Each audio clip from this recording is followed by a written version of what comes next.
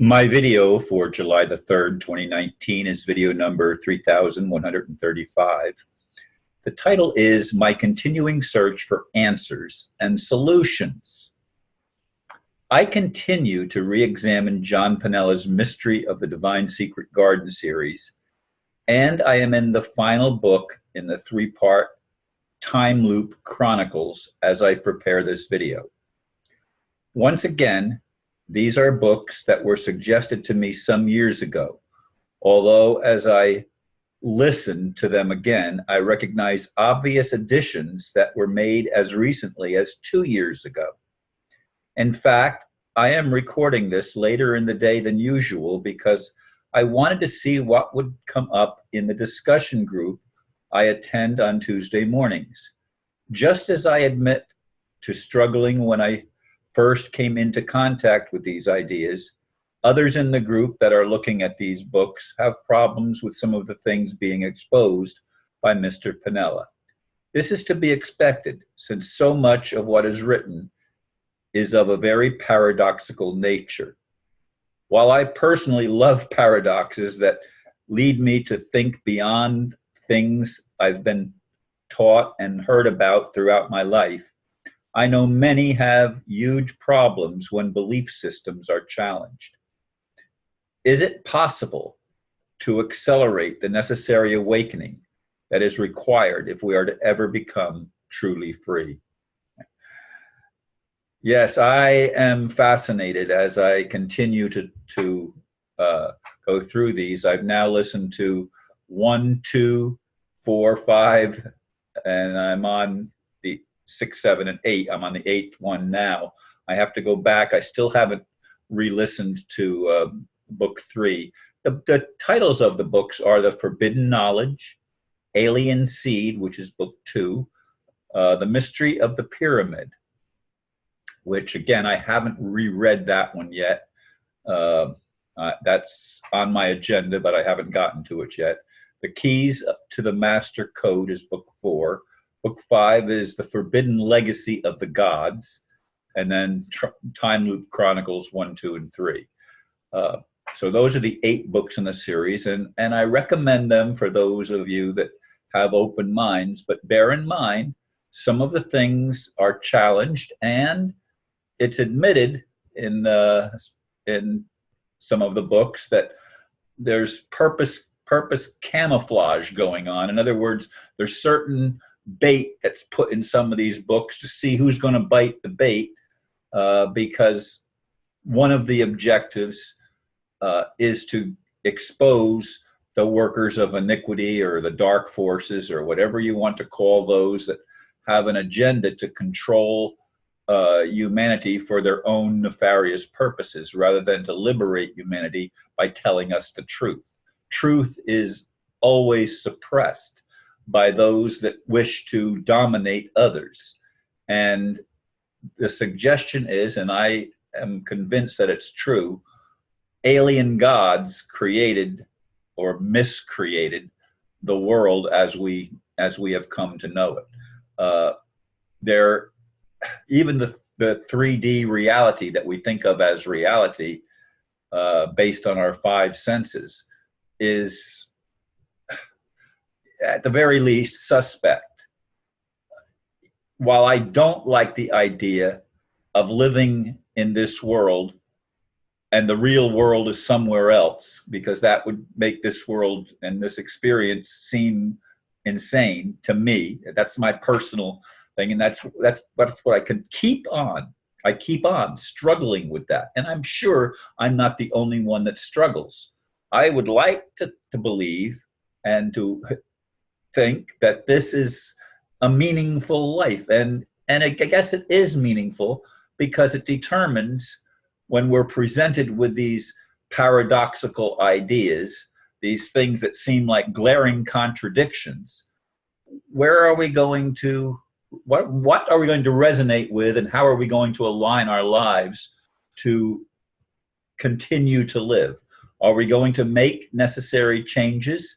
Are we going to release things that we recognize were not true, as I've been forced to do in relationship to the Bible and other things?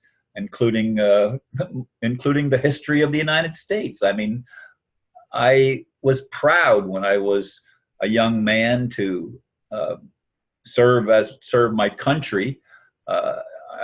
All sorts of patriotism was rising, and of course, when I got that commanding officer that used foul language and everything, I challenged him because he used language that to me was unbecoming an officer.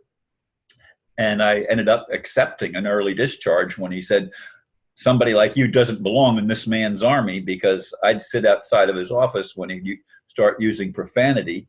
And I'd say, you know, why are you talking like that? These are command information classes. You don't have, why are you so using such profane language? The previous commanding officer that I had was a West Point graduate, and he wasn't like this. You're an officer's candidate school graduate, and you're so foul-mouthed. And it, you know, I think he and I did get along. I mean, believe it or not, even though I challenged him, I think there was a level of admiration for him, because I have been all of my life someone who has challenged what I was exposed to. I've not just simply swallowed it, although some things, of course, I swallowed much longer than I did other things, because I wanted to believe that what I was taught about God being loving was true. But it doesn't appear to me to be the truth that a loving God would allow his creation, or more literally even his offspring, to have to suffer. And while it may not be reality in the sense that it's permanent, it's certainly the experience that so many of us have had over long periods of time. But Mr. Panella, in his books, and especially in these Time-Loop Chronicles, shares stories of different incarnations that were him in past lifetimes, or at least that's what he's being told as he enters into the higher worlds, if you will, and begins to connect with parts of his being that seem to have been separated from each other and perceived as different incarnations, and they are different lifetimes, obviously, and different time periods, but sometimes even in the same time period, there's lapses into other worlds through past life regressions and other spiritual practices where people have things come up for them. And we had a couple of new people in the group this morning, and one of them talked quite a bit about past life regressions and how they changed her life, because she began to see things about her past lives that helped her balance some things and come to grips with some things in this lifetime.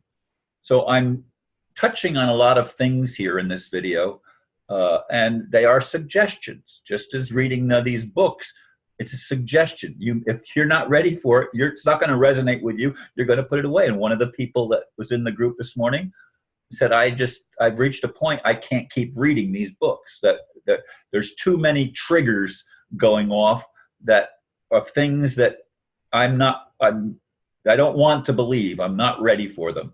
And that's what happens with all of us. I understand that, and I encourage you to be willing to re-examine things as they come up in your life, even if in the past you've said, I don't want to look at this.